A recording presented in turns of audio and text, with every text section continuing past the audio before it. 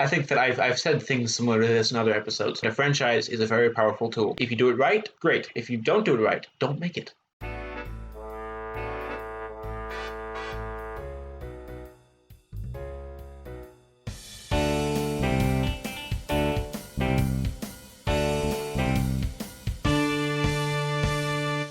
Hello.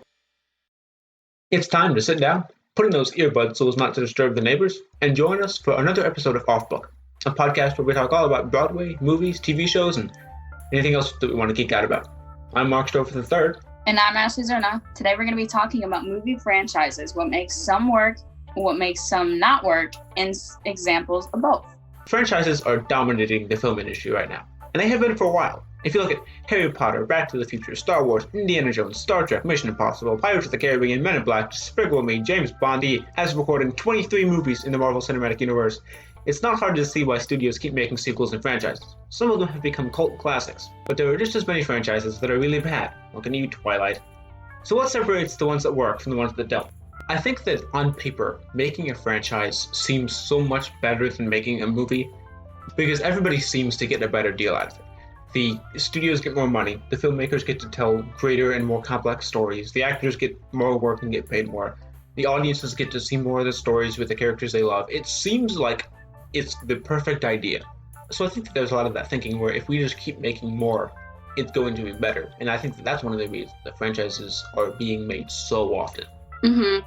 And one thing that I absolutely love about franchises is if you have like a book series, so like Hunger Games or Harry Potter, then you have the ability to go into more detail rather than just like a single movie. You know, like a single movie, like as the whole Hunger Games. For one, that's going to be a really long movie that no one's going to want to watch because it's too long, and you aren't going to get as much detail as you could with multiple movies. And that's one thing that I think franchises just give the opportunity of, to get more detail.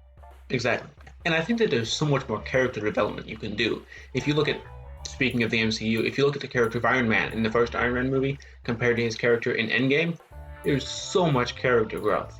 And he's been through so much. And you could not possibly get that amount of character growth in a singular movie because it just wouldn't work. There isn't enough movie to have that much movie in a movie. I have said movie in the same sentence too many times, so I'm going to stop. But I think that it allows you to do so much more on a story and character development level than a singular movie would. Yeah. On the other hand, though, you're starting to see with all these franchises, people are starting to get fatigued. There was a time when Disney was releasing a new Star Wars movie every single year, and people were like, okay, we love Star Wars as much as the next person, but that's a lot of Star Wars movies. Between their sequel trilogy and their prequel movies, it just felt like they were making so many movies. And I think that that's one of the issues you come across, is if you don't do it right, the franchise will stop being about creating a better story and creating a deeper story, and will start being about, we can make more money, people will come see it, and so we're going to keep making them. But people are tired of seeing them, so they start to get annoyed with the franchise, but they're still going to keep paying to go see them because they're part of the franchise. The studios keep making them, so they keep seeing them, but they get annoyed. And then eventually it just becomes this cycle where no one's going to stop doing what they're doing, but no one's happy with it anymore. Yeah, like that's one problem that definitely pops up with, especially we see it in Star Wars. Like I've always been a huge fan of Star Wars, but the sequels just, they weren't like, we were expecting something so great out of the sequels, and I don't think we really got that because it seemed like they were just trying to force another section into the movies that didn't need to be there. You know, like Return of the Jedi ended on such a good like part, like it ended very well, but then they had to bring it back, and I think people were like, how is this gonna work? Like the Empire had fallen, you know, like how is it gonna work? Yeah. And I think you see that especially with reboot franchises where or delayed sequels where you want to continue to make the films, but you hadn't originally intended to, so you have to find a way to kind of figure out, hey, we didn't explore that singular plot point. What if that thing happened instead? Everybody knows that wasn't the original plan, but people continue to do it. And I think that that's why it's so weird when you see a franchise like Back to the Future, where the producers have said, we made 3 movies, we were going to make 3 movies, we ended it, if we come up with a good idea, we'll make another one. But until we do, we're not going to make any more. They know that people would join the project, including actors from the original trilogy. You know people would go see it. You know you'd make money, but they don't want to. And that's not something you find very often, where we don't have a good reason to, so we're not gonna. Because I think it's so easy to just make it because you can. Yeah, and like you're talking about the reboots, like take a look at Spider-Man. Like there was the like original Spider-Man movies, and then you have the reboot to help like fit better in the MCU, because it wasn't really like they weren't connected, you know? Right. But it was like we already really know the story of Spider-Man, but the way they took it was completely different than the original Spider-Man movies. And I think some people may have liked it, some people may have not. I personally wasn't like mad about it, because I love Spider-Man, but it's just it's definitely like one thing that people are kind of like, I don't know if I'm gonna like this because I already liked the original Spider-Man movies. Right, yeah. I think you definitely run into the issue of, if we continue to make these, will the interest increase or decrease the more we make? And now, an ad. Do you have a film that you want made into a 32-part series? If you do, our friends over at Franchise Studios have the perfect solution. For over 37 and a half years, the creative visionaries at Franchise Studios have been making only franchises. You've never heard of them, but we promise they do exist. And now, they want your submissions. For the next 7 hours, you can submit your film ideas to their website, and they will turn it into a series with more films than it should reasonably have. Seeing your work torn apart as studios fight for more cash has never been so easy. Wow, that's a really great opportunity. It is. I very much wish I had that when I started out. Anyway, back to the main programming. I think that there are certain things that franchises have to make sure they're doing in order to make it work. I think the first and foremost, is you have to have a good idea. There have been so many sequels or installments in a franchise that exist only because they know the box office sales will be there to justify it. And I think that those films will do well commercially, but nobody will like them. And I think that that's a pretty sure way to get people to stop liking your franchise. Maybe not enough to stop seeing it, but definitely will drop some interest. And so I think first and foremost, you have to have a good idea.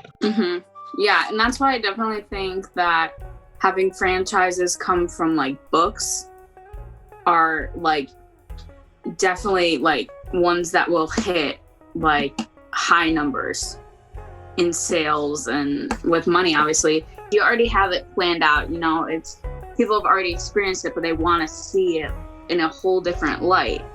And I mean, obviously with that, there are going to be downfalls because you can't have every single detail within the book in the movie. But I definitely think having that, like, starting off is one, like, cool thing about franchises. Yeah, that's a good point. And I think that the benefit to making something based off of something else is that you already have that roadmap. And I think there are some trilogies that aren't based off of something else that still have a roadmap. And I think that those are the ones that tend to do better. I mean, first, like I said, you have to have a good idea.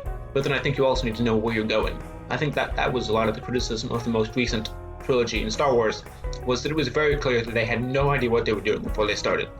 Where J.J. Abrams made the first one, and then Rian Johnson deleted that movie to make Episode 8, and then J.J. Abrams deleted Episode 8 and restored Episode 7 to make Episode 9, and it kind of sort of worked if you didn't know, but as soon as you found out, you would... That makes a lot of sense. That continuity doesn't match character motivation, or just changing randomly. And I think that in and of itself shows just how important a good, solid roadmap is, and why often deciding after the fact to make more doesn't do well, because that wasn't part of the original plan. Yeah, and I think starting from scratch can be extremely nerve-wracking for these like producers and directors, because you're like, is this gonna work? Is this gonna work? Is it gonna flop? Is it gonna like, will it do well? And I think that's definitely one fear that majority of them have, is that it's not gonna turn out the way they want it to, and it's gonna end up flopping. And I think that that's even in the fans too, when they announce a movie, if they announce the sequel trilogy to Star Wars, or there's been a rumor, I don't actually know if it's confirmed or if it was just a rumor, that they're making more Indiana Jones movies. You found it with the Fantastic Beasts series. every single time they say, hey, we're going to make more of these, you go, please don't ruin this thing. I have a good history with it. Don't mess it up. And I think that it's so easy after the fact to say, this is kind of what we think worked last time, but you didn't do it then. So who actually knows until you try it? Which is, on one hand, kind of freeing, I think, because you have no idea, so just make something that's good.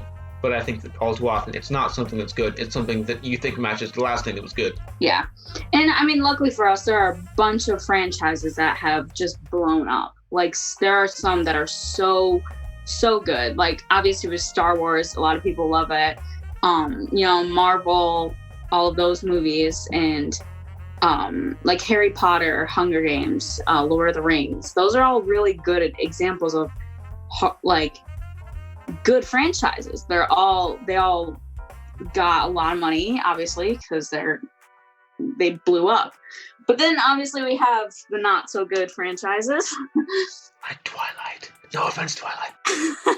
I think what happened with Twilight is it was such a, honestly, I don't even know. Like, obviously it started off as a book series, and the books are decent. Like, I'm not the biggest fan of like vampire stuff, but I think people were expecting a lot more from the movies than what they actually got.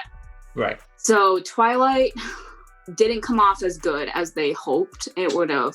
And I definitely think that if they worked a little bit harder, maybe got some more details, it would have been a lot better, but it's not. Yeah. I think it's something else you're finding, especially with franchises like Pirates of the Caribbean, is that even if you have a good idea, and even if every film makes sense in the storyline of the series, I think if you make too many, it can often become, okay, these are still good, but how many of these can you make? I think they're like up to like 8 now, which I understand is less than Star Wars, but Star Wars was spaced apart, and each one tells a distinct story. The original trilogy is a different story than the prequels, whereas all like 8 of these Pirates of the Caribbean movies have all told the same continuous storyline, and it's like, how many of these can you make? And we're going to watch them. And I think that's also something you get, is where fans will continue to pay to go see them because they're enjoyable, but also not like the fact that they keep being made. And so I think you find yourself in a weird limbo where they're going to keep making these as long as you keep watching them. But we don't want them to make them. But you keep going to see them. And like, one thing that I find very cool about like the MCU is, since it's all based off comic books, there's obviously going to be a lot. Like, there's, no matter what they do, there's going to be a lot. But they also know when to stop. Right. They have, I believe, 4 Avengers movies, and then they stopped after Endgame. Like, they're not like making Avengers movies. But then you still have like the individual franchises. Like, they made 3 Iron Man movies, then cut it off. They made 3 Thor movies. I don't know if they're making another one. I'm not really sure. They are. Yeah. I thought they were, but they're bringing Jane Foster back for this one, and the rumor is that she's going to take the mantle of Thor. So it is a continuation, but it's a new storyline in a way. Yeah, and they're making, I don't know if this is going to be a thing anymore, but they're making, because of Chadwick, but they're supposedly making a second Black Panther movie. Yeah, it sounds like they're going to move forward with that one, and they're just going to acknowledge the character's death in some way. No one knows exactly what, but he'll die off screen, and then they'll move forward with the plot. Yeah, that's what we're kind of expecting. But that's one thing that I love about the Marvel is when they know when to stop. They don't continuously make Avengers movies until everyone is just like done. They ended it where they wanted to end it, and it was a good ending. We're also finding in a lot of franchises, the story of the franchise will change. We talked about it with Marvel a little bit. We've talked about it with, if you look at like the James Bond, they're all kind of similar, but they also are kind of individual stories in other ways. James Bond is a little bit of an outlier here. But even with Despicable Me, which isn't in the same category as James Bond in any sense of the word, can you imagine if the Minions had to help James Bond? I'm imagining that now, and I can just imagine how terrible that would be. Oh. Stop! No, put that down! Banana! That would be an animated James Bond. If you're listening to this and can animate that, please send it to us. We would love to hear that. Anyway, even the Despicable Me franchise has changed what their story is.